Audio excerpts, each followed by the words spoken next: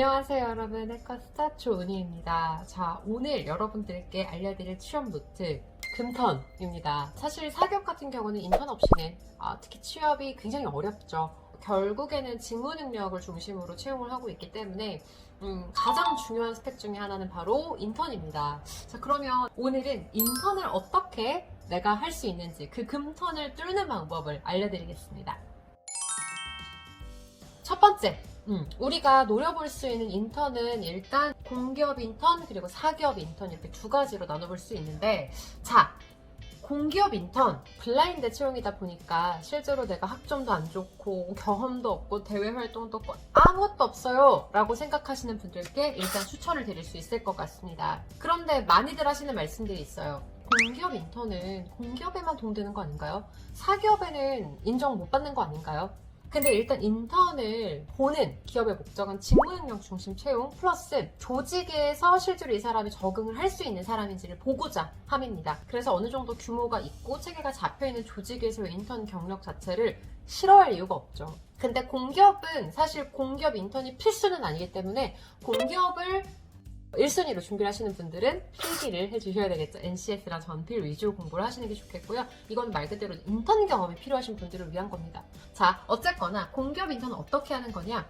자소서만 보는 기업들도 있지만 기본적인 스펙 사항들을 가점 영역으로 보는 기업들도 간혹 있기 때문에 미리 한국사 1급이나 컴할 1급 그리고 토익은 800점대 이상은 만들어 두시는 게 좀 유리합니다. 그래서 이렇게만 가지고 계시면 아무것도 없어도 인턴을 시작하실 수 있다는 거. 물론 자소서 열심히 써주셔야겠죠. 그리고 사기업 인턴은 어떻게 하는 거냐?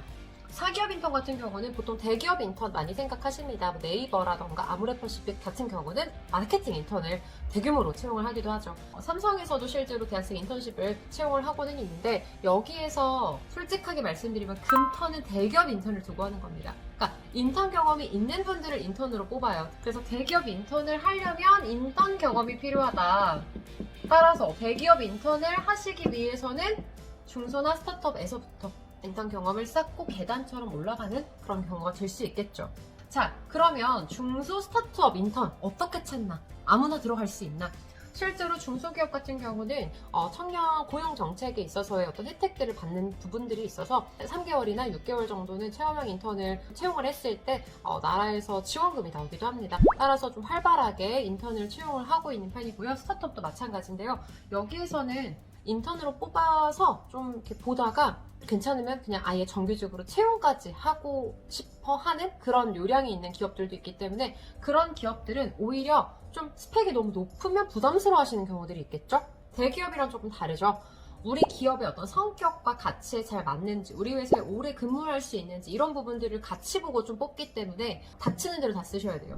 내가 지원하는 직무 인턴으로 써주셔야 돼요. 그래서 내가 인사 쪽을 지원을 한다라고 한다면 인사 쪽 인턴, 나는 마케팅 인턴, 직무 능력에 맞춰서 써주시는 게 좋은데요. 다만 스타트업 같은 경우는 직무에 대한 부분들이 자유로운 편입니다.